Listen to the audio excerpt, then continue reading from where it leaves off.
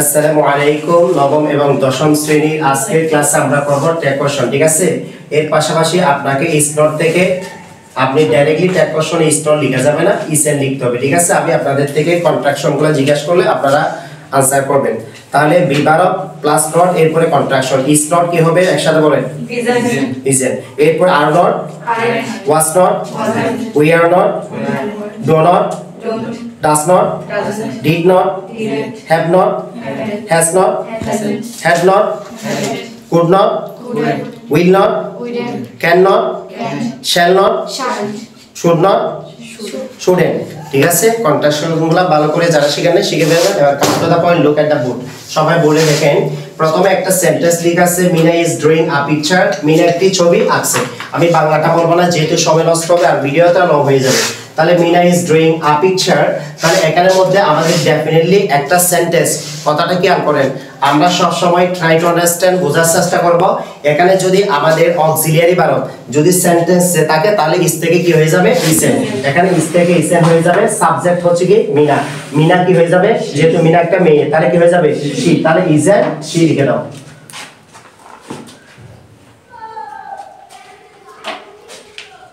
না ধরলে এটা নেন। Isn't she good? এরপরে আসছে কি দেখো, এটা হচ্ছে অ্যাপোস্ট্রফি ইউজ করতে হবে। এরপরে দুই নাম্বারটা দেখো, কারো যদি বুঝে না আসে, ask the teacher if you don't understand or don't laughter. The boys we are not listening to me. তাহলে এখানে আগে দেখতে হবে ভার্ব একটা আছে, তাহলে we are not দেওয়া আছে। তাহলে আমরা কি করতে হবে, যদি নেগেটিভ দেওয়া থাকে অ্যাফার্মেটিভ লিখতে হবে, আমরা নেগেটিভ লিখতে পারবো না। এখানে কি দেওয়া আছে? the boys একটা প্লুরাল, ঠিক আছে। স্যার বলছে এক বা একাধিক বস্তু প্রাণী বোঝালে কি বসবে? দ্য বসবে। তাহলে এখানে এটার কারণে দ্য বসবে। আর we are not দেওয়া আছে, যেহেতু আমরা কি লিখব? we are লিখব, যেহেতু want লিখতে যাবে না, ঠিক আছে। আপনি লিখেন we are there। আমি আজকে এর পরবর্তী রুলস অন্য রুলসে চলে যাব, আপনারা একটু বোঝার চেষ্টা করেন, ট্রাই টু আন্ডারস্ট্যান্ড। এরপর দেখো রাইট দ্য মিসিং লাইন, পরের লাইনে দেখেন এখানে he has not seen the movie. তাহলে এখানে দেখতেছ যে সাবজেক্ট হি দেওয়া আছে, হি বসে যাবে। এখানে কোনো অক্সিলিয়ারি ভার্ব আছে হ্যাজ নট। তাহলে হ্যাজ নট লিখে যাবে, মানে কি লিখতে হবে? হ্যাজ হি লিখে।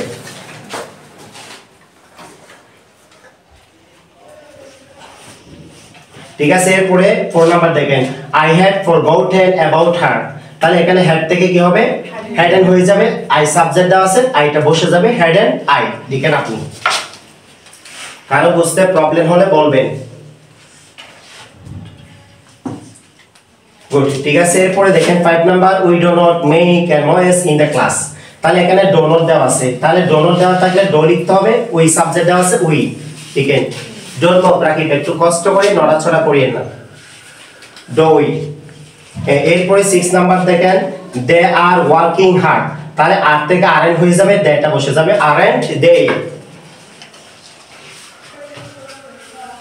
গুড। এরপরে আসেন 7 number, we must not be inattentive to teachers.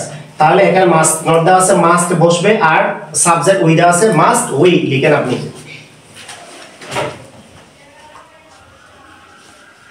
Good. এরপরে Rubel was reading a map, ঠিক আছে। তাহলে ওয়াজ দেওয়া আছে, ওয়াজ থেকে ওয়াজেন্ট, তারপরে রুবেল একটা কি ছেলে, তাহলে কি বসবে? লিখেন ওয়াজেন্ট।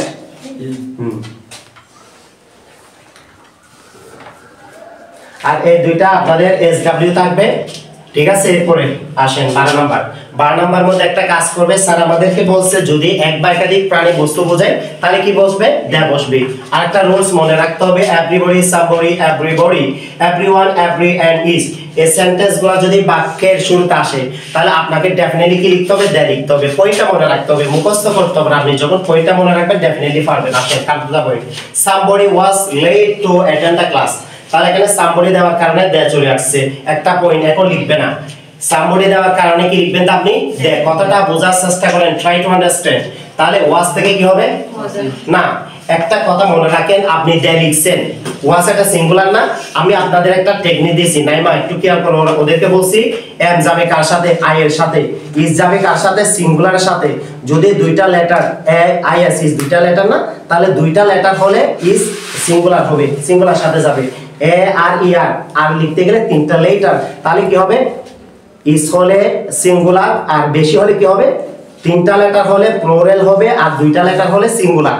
এরপর ওয়াজ WAS ওয়াজ লিখতে গেলে কয়টা লেটার? তিনটা লেটার, তাহলে সিঙ্গুলার হবে। WERE উইয়ার লিখতে গেলে কয়টি লেটার? চারটি লেটার, তাহলে কি হবে? প্লুরাল। এখানে আপনি ওয়াজ এন্ড দে লিখতে পারবেন না স্যার, কেন? দ্যাটটা হচ্ছে প্লুরাল, এটা হচ্ছে ওয়াজ, এটা কি সিঙ্গুলার। সিঙ্গুলার, তাহলে উইয়ার নিয়ে আসতে হবে। উইয়ার ওয়াজ দে, কথাটা বুঝাইতে পারছি সবাইকে? কি লিখতে হবে? ওয়াজ দে লিখে দাও। WERE আছে না, এটা লিখে দেন। ওই এন্ড দেওয়ার পর অ্যাপোস্ট্রফি ইউজ করে আপনি ডেটা লিখে দেন। WERE এন্ড অ্যাপোস্ট্রফি টি দাও, দে লিখে দাও উপরে।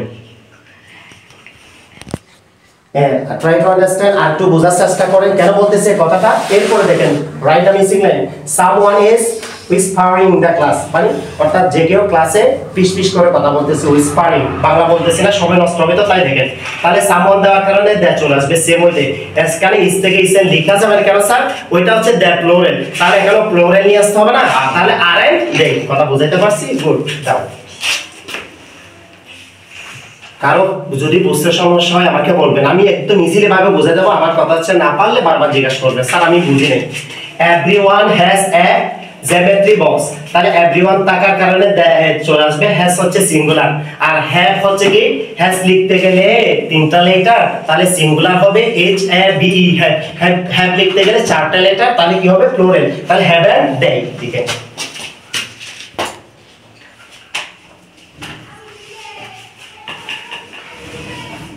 এরপরেরটাও আপনাদের SW থাকবে। এবার আসেন এখানে, ডঙ্কেস ক্যারি গুড। কি দিছে রে? ডঙ্কেস ক্যারি গুড, কথাটা খুব ক্লিয়ার করেন। স্যার এখানে তো কোনো অক্সিলিয়ারি ভার্ব দেওয়া নেই, তাহলে ডঙ্কেস হচ্ছে কি? প্লুরাল, এর যুক্ত আছে। তাহলে ক্যারি হচ্ছে B1 হলে কি হবে? ডো। ডো থেকে কি হবে? Don't they, don't they. এরপর এখানে Dina dances on the stage, তাহলে এখানে ডিনা থাকার কারণে কি হবে? আর লেখার দরকার নেই, আপনি চলে যেতে পারেন। তাহলে কি হবে? হি হবে। এখানে এস বাই এর যুক্ত আছে, কি হবে? Doesn't he. বুঝাইতে পারছি? এখন ভিডিও অফ করিয়ে না, আমি একবার বলি। আপনারা এখানে দে এবং এখানে ইস থেকে আরএন কেন হইছে, ওয়াজ থেকে অর্থাৎ ওয়ান কেন হইছে বুঝাইতে পারছি আমি? ওই ডেটা হচ্ছে প্লুরাল, ডেটা হচ্ছে কি? প্লুরাল। এজন্য আমাদের লেখার সময় এটা প্লুরাল লিখতে হবে। কি লিখতে হবে? দেখ, অর্থাৎ মনে করে ইস এন্ড দে লিখা যাবে না, যেহেতু ডেটা প্লুরাল আমাদের ইসের পরিবর্তে কি নিয়ে আসতে হবে? আরএন নিয়ে আসতে হবে। ওইখানে ওয়াজ দেওয়া আছে, ওয়াজ এন্ড দে লিখা যাবে না। কি লিখতে হবে? আমাদের ওয়াজ এন্ড দে লিখা যাবে না, আমাদের লিখতে হবে কি? ওয়ার কে বলবেন ওয়ান্ট দে। আমি বুঝাইতে পারছি আপনাদের? যদি কারো বুঝতে সমস্যা হয়, আপনি বুঝছেন জিজ্ঞাসা করবেন, স্যার আমি এই লাইনটা বুঝি নাই। আপনারা যদি ঘরে প্র্যাকটিস না করেন, ট্রাই টু আন্ডারস্ট্যান্ড, বোঝার চেষ্টা না করেন, তাহলে নিজের ক্ষতি হবে। আমি সবসময় একটা কথা বলি, ডোন্ট গিভ মি ফাঁকি, ডোন্ট গিভ ইউরসেলফ ফাঁকি। আমাকে ফাঁকি দেওয়া না, নিজেকে ফাঁকি দেওয়া। টেক ইউর টাইম, যতক্ষণ সময় লাগে সময় নেন। আমি যখন পড়তে বসছি, পড়াতে কোনটা বুঝে নেবেন, মুখস্থ করবেন নিজের প্রতি। এখন যে কোনো স্টুডেন্ট থেকে যদি ট্যাগ কোশ্চেন জিজ্ঞাসা করেন, ওই রুলসগুলো মুখস্থ না করে ওখান থেকে উত্তর দেখে করেন। তো পারবো করতে গিয়ে আপনি আজকে রুলস এটা শিখছেন, কালকে আরেকটা শিখছেন, এটা আর গ্রামার বইও কিনতে হয় না, আর আপনাকে প্র্যাকটিসও করতে হবে। রুলস জানা আছে, আপনি অবশ্যই পারবেন। বিশেষ করে টেন্সটা শিখবেন, টেন্সের জন্য এগুলা লাগে। আপনি যদি টেন্সটা পারবেন, অবশ্যই পারবেন। যেমন আমি একটা এক্সাম্পল দিই, আমি ভাত খাই, আই ইট রাইস। আমি ভাত খাচ্ছি, আই এম ইটিং রাইস। আমি ভাত খেয়েছি, আই হ্যাভ ইটিং রাইস। আমি সকাল থেকে ভাত খাচ্ছি, I have been eating rice since morning. এভাবে যদি না শিখেন তাহলে কখনো পারবে না। সবাইকে আমি বলতেছি, আমরা যতটুকু পর্যন্ত পড়বো সময় স্পেন্ড করবো, বুঝে পড়বো। আজকে যতগুলো ছেলে মেয়ে দেখেন না বুঝে পড়ার কারণে ওই যখন ক্লাস 9-10 গিয়ে আর কিচ্ছু পারে না, মুখস্থ করতে থাকে। সবাইকে বলতেছি যতটুকু সময় দাও, মনোযোগ দিয়ে পড়ো। আপনাদের পড়াটা আমার পড়া না, আমার কাজ হচ্ছে বুঝাই দেওয়া। আমি 100 বার বুঝাই দিতে পারবো, আর আপনারা যদি বোঝার চেষ্টা না করেন নিজের প্রতি। আমরা ক্লাসে আসছি, এখন কথা বলি। আমরা ক্লাসে আসছি, বলি না করে বসে থাকছি কেন? আমরা এখানে তো শিখতে আসছি, সময় কেন স্পেন্ড করবো? আমাদের আব্বা আম্মু টাকাগুলা দিতেছে, তো অনেক কষ্ট করে দিতেছে না? আমাদের মতো ছেলে মেয়েরা কেউ সানাসুর বিক্রি করতেছে, কেউ জালমুড়ি বিক্রি করতেছে, কেউ দোকানে চাকরি করতেছে, কেউ কাজ শিখতেছে। আমাদের আব্বা আম্মু সামর্থ্য আছে বোধহয় আমরা পড়ালেখা করতেছি। সবার প্রতি আমার মত থাকবে, আপনারা সকলে ভালো করে লেখাপড়া করেন, ঠিক আছে? আমার কথাগুলো সকলে মেনটেন করার চেষ্টা করবেন। আসসালামু আলাইকুম।